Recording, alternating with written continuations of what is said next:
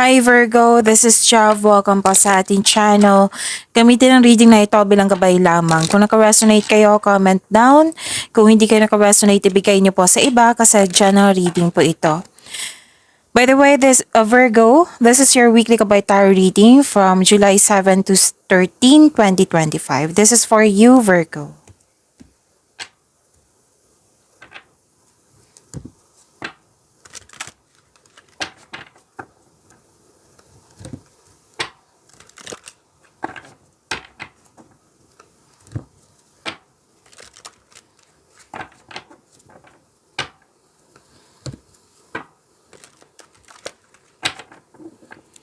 Para po ito sa iyo, Virgo.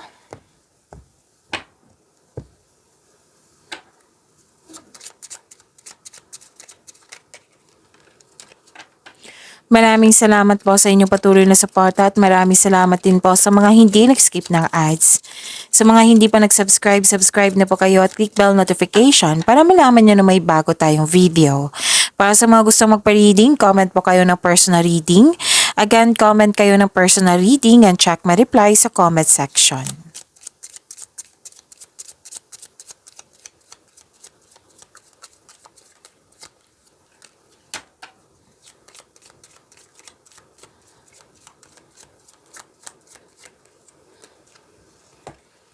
May solusyon sa inyong problema. May sagot sa inyong mga katanungan. Kung nahihirapan ka, nabibigatan ka, huwag kayong mag-alala kasi may recovery akong nakikita dito. Very supportive yung family mo or grupo ng tao na very supportive sa iyo. Ang ilan sa inyo na nagkaroon ng panahon sa nature or nag-grounding kayo, nag-meditate kayo.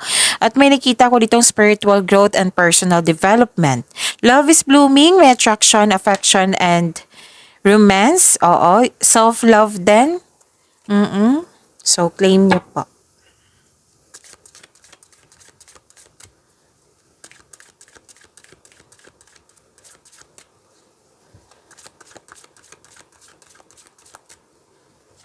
Energy po ni Virgo.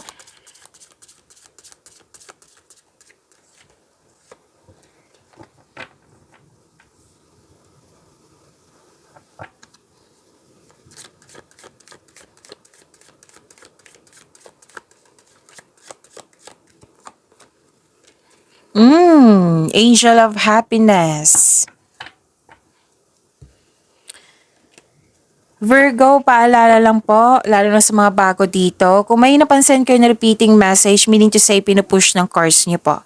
Like for example, nanood kayo sa isang video reading natin at dito rin sa weekly gabay tarot reading nyo. At may napansin kayo na repeating message. Yan po yung pinupush ng cards nyo na kailangan nyo bigyan ng atensyon, solusyon at aksyon kung maaari po. So, ano yung energy ni Virgo?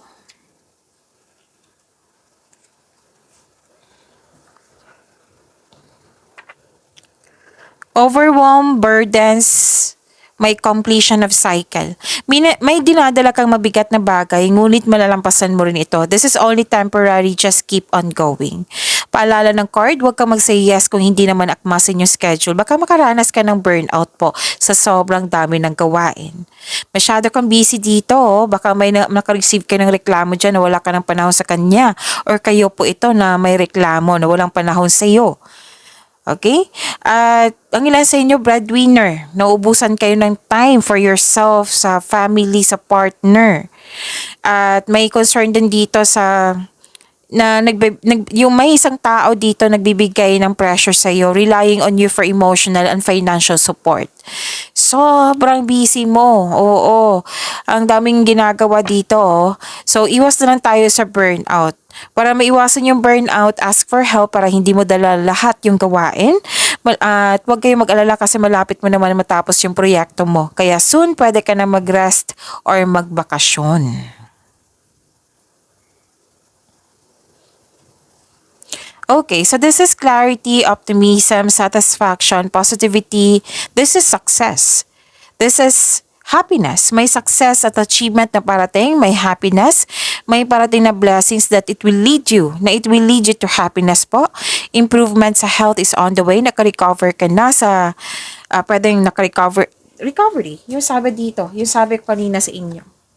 Dito. Di ba may recovery? Ah, okay. Pwedeng na-recover ka kasi yung nahirapan ka, nabibigatan ka, pwedeng stress, anxiety. Basta improvement dito sa health is on the way, naka-recover ka na sa nararamdaman mong bigat. Ito ay magandang kalusugan po, kaligayahan at kaaya-ayang pakiramdam. May nakita rin akong reunion dito, o pwedeng old friends, partner, or family member. Komportable ka, ang ilan sa inyo komportable nagstay sa bahay kasi you felt security pag nasa bahay kayo. May mga kausap ka dito mga bata or nag-take time ka sa inner child mo. Ang sabi ng card dito, enjoy your success. Success lies ahead if you keep the path. Pwedeng opportunities din sa trabaho. Exciting opportunities, magkakaroon ng financial growth, makaka-receive ka ng recognition. Oo, yan. So, ang ganda. So, to attract more blessings, may positive affirmation dito. This is Angel of Happiness. So let us say the power affirmation. Let's say, I am content and confident. Again, I am content and confident.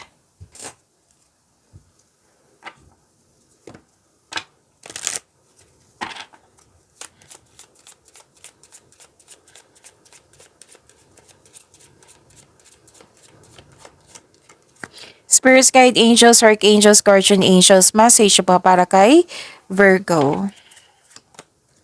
3434, wow, manifest your dreams.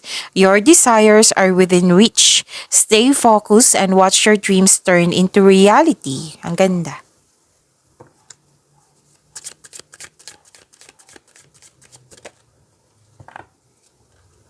Andito po si Angel of the Past.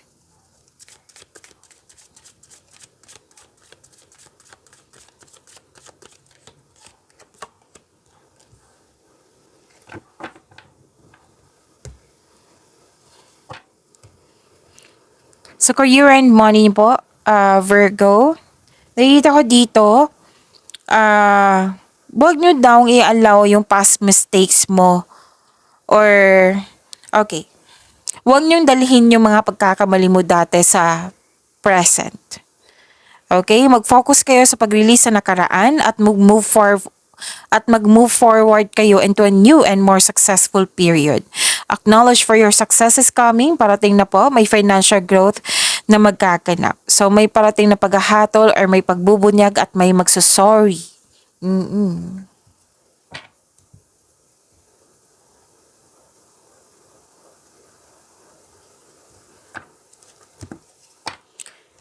So this is ending new beginnings, ending with new beginnings. Okay? Mawawala na yung blockages na yung mga about loss of connection, loss of things, or loss of opportunities, mawawala na yan. Mga blockages, mga hadlang sa pananalapi, mawawala na po yan. May parating na biyaya na magbibigay daan ng mas maunlad na panahon. So accept and learn the past situation.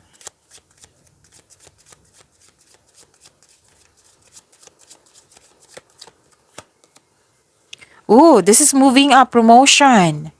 Career is on the rise, new offers and opportunities, salary increase. Wow, go to the next level. Ang ganda, claim nyo po, Virgo.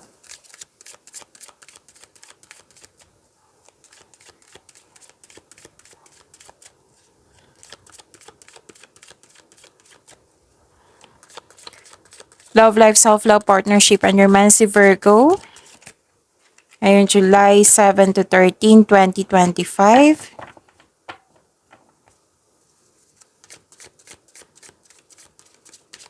Seven to 13. Move ko lang po, saglit lang po. So, sa love life, self-love, partnership, and romance. Nakikita ko dito na sa mga relasyon, maalaga kayo sa partner nyo, maasahan kayo. Magtiwala po kayo at magbuo kayo ng lasting partnership. May motherhood dito, bagong panganak, nag-aalaga ng baby, nag-aalaga sa'yo. Fertility din ito, and may magsisimula ng pamilya, magbuo ng pamilya. You have abundant in life, sabi po ng card nyo po.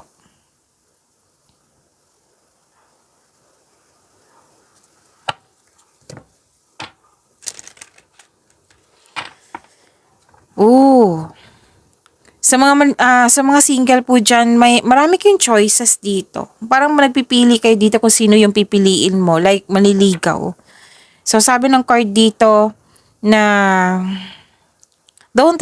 don't hesitate too long kasi baka ang ending niyan malilito na kayo na hindi na kayo makapagpili. Okay? So mga relasyon sa buhay mag-asawa, this is temptation eh. So kailangan yung control. Kasi temptation is makakasira yan ng tiwala, di ba? So, kailangan mong ng control. It might be this is concern about you or concern mo sa isang tao, sa partner mo. Doorway, an opportunity is about to present itself that leads you to a new person. Pagyamanin niyo po yung blessings na binigay sa inyo. Virgo, see you tomorrow. Maraming salamat po.